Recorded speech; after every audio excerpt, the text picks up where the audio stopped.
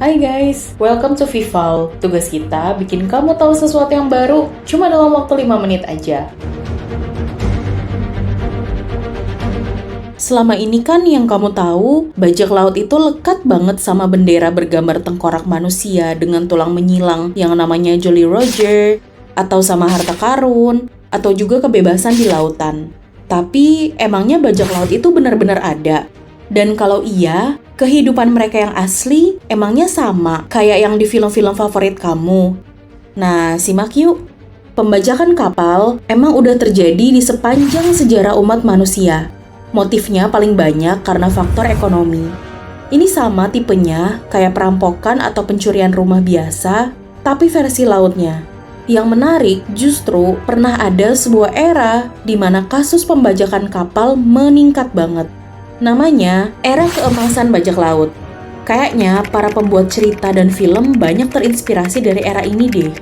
Era tersebut merujuk ke tahun 1690 sampai 1730 di sekitar Laut Karibia, pesisir timur Amerika, Atlantik Timur, dan Samudra Hindia. Dan para bajak laut yang dimaksud kebanyakan adalah para pelaut berpengalaman dari Inggris dan Amerika, dan sedikit dari Belanda dan Prancis. Sedangkan para krunya bisa dari negara manapun yang bersedia direkrut.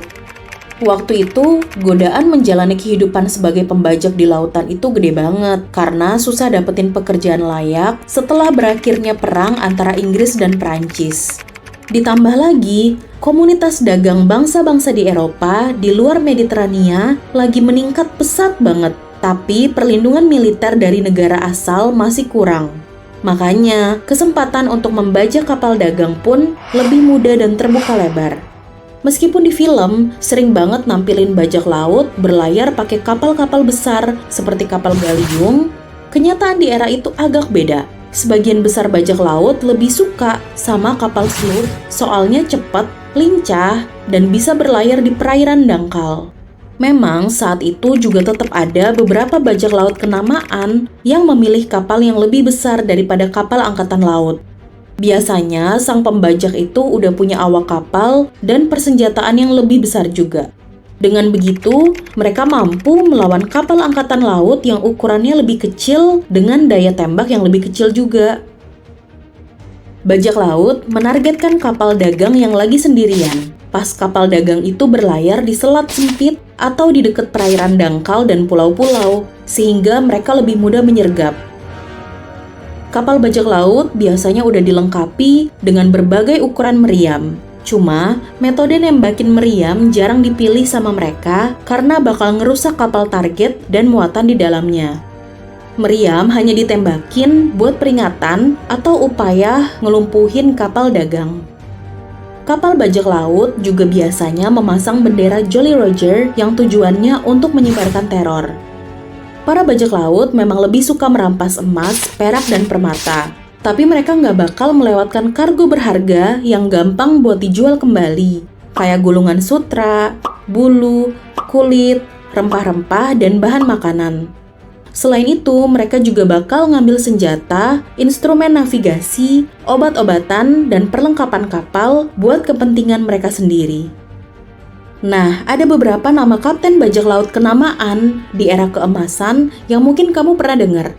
Kayak Bartholomew Roberts, asal Wales, yang beroperasi di Laut Karibia dan perairan Atlantik. Dia identik dengan pakaian mantel sutra merah tua dan kalung berlian. Disebut-sebut sebagai bajak laut tersukses dan terintimidatif di eranya karena mampu menjarah lebih dari 400-an kapal selama kepemimpinannya. Ada juga Blackbeard dari Inggris yang identik dengan penampilan yang menakutkan. Dia memasang pita hitam di janggut, membawa 6 pistol, dan menyalakan sumbu di bawah topinya setiap kali membajak di daerah Samudra Hindia dan sekitar pesisir timur Amerika. Setelah membawa barang rampasan, para bajak laut kembali ke tempat persembunyian mereka. Tempat persembunyian yang terkenal tuh ada di Port Royal di Jamaika, Tortuga di Spanyola, New Providence di Bahama, dan Madagaskar di Samudra Hindia. Tempat-tempat tersebut dipilih karena pelabuhannya terpencil, aman, tapi strategis. Tapi yang namanya era pasti punya akhir. Pemerintah Inggris waktu itu udah makin ditekan sama para pedagang dan para penguasa dari negara asal mereka. Pemerintah Inggris menanggapinya dengan menawarkan pengampunan kepada bajak laut manapun yang bersedia meninggalkan pembajakan, tapi bagi mereka yang menolak bakal ditangkap, diadili, dan digantung. Jika di masa lalu, sebagian besar awak bajak laut dilepaskan dengan cambuk sebagai peringatan, dan hanya kapten yang digantung, kini seluruh awak kapal yang tidak patuh dengan peraturan kerajaan harus diadili dan berakhir dengan eksekusi massal. Sampai ketemu di 5 menit berikutnya.